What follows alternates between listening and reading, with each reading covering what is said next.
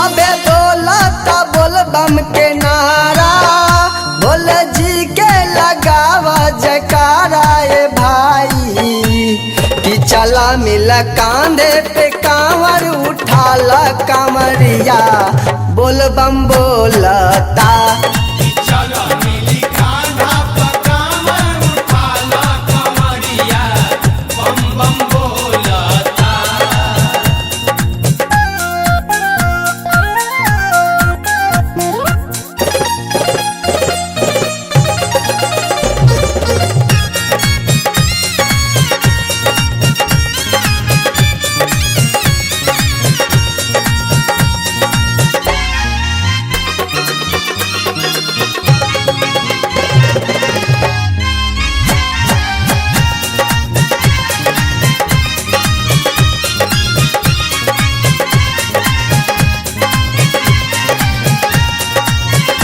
असो सावन में जे जे भी बोल बम कही, शिव के कृपा से खुशहाल हरदम रही।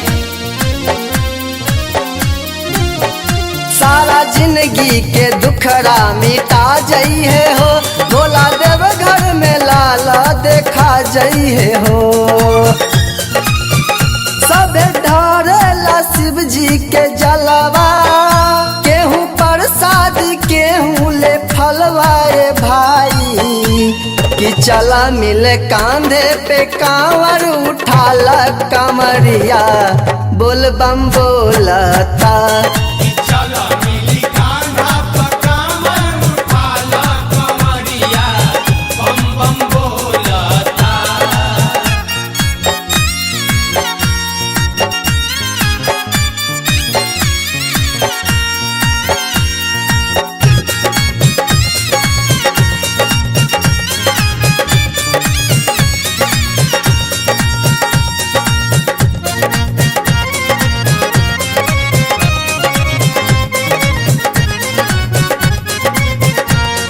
सावन में मन के लुभावेला हो, जब बरस के बदरवा भिगावेला हो।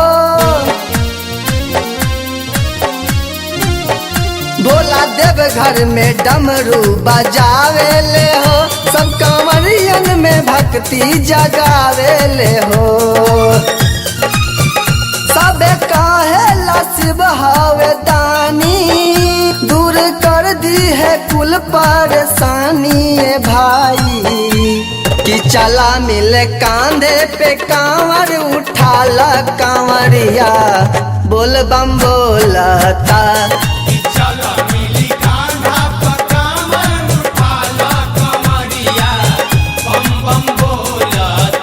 सबे बोलता बोल बम के नारा, भोले जी के लगावा जयकारा। सबे बोलता बोल बम के नारा, भोले जी के लगावा जयकारा ए भाई। कि चला मिल कांधे पे कांवर उठाला कांवरिया, बोल बम बोलता।